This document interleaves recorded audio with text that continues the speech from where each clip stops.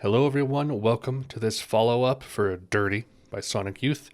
Reacted to this album earlier this month, I believe, or earlier in March. Not a bad album. I gave it about a 3.5 out of 5. Here are the ratings, as you can see. Let's just go track by track on this one. 100% I think is just a bit bland, but it still carries that nice grunge tone. I just think it's kind of a weird way to open the album. It is kind of a varied album, but it doesn't really set the tone for much going forward here. Swimsuit Issue is another of those kind of post-punky Gordon tracks, and this one has a nice aggression to it, I think.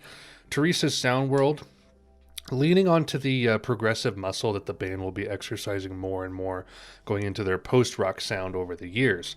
Drunken Butterfly is a fun noise rock track with a punk edge, tons of friction here. Shoot, I typically like the cooler / noir-y kind of tracks from Sonic Youth, but this one's just kind of snoozy a little bit. It's fine. Wish Fulfillment, interesting connection, as I'm sure you saw in the reaction to Shadow by the Chromatics. But as its own track, it's just fine. Sugarcane, this one kind of spans all of the strengths of Sonic Youth that they had pioneered up to this point, all kind of packed into one place. Solid track, but it's just not a personal favorite for me.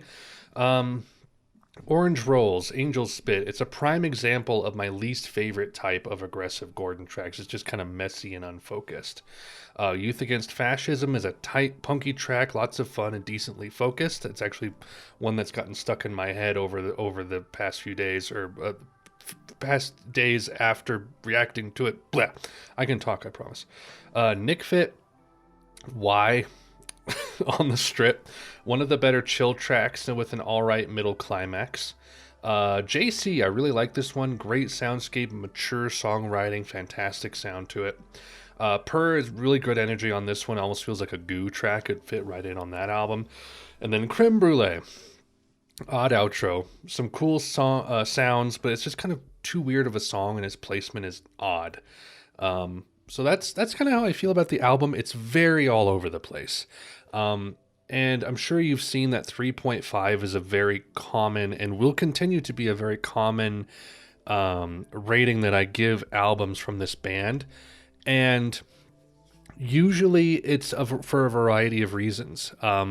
It can be like in this case, 15 tracks, but they're just all over the place in terms of quality for me. There's a 1.5 on here, and there's a good handful of 4s. And then on later ones, it's just going to be like very consistently like 3.5 or 4s for most of the songs.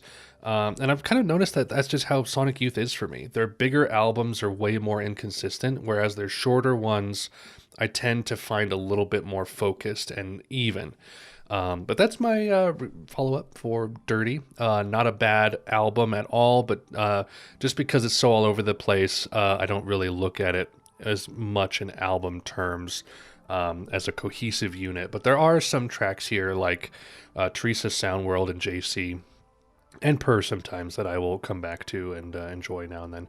Anyway, that's all I got for you guys. Hope you enjoyed. Until next time, Godspeed.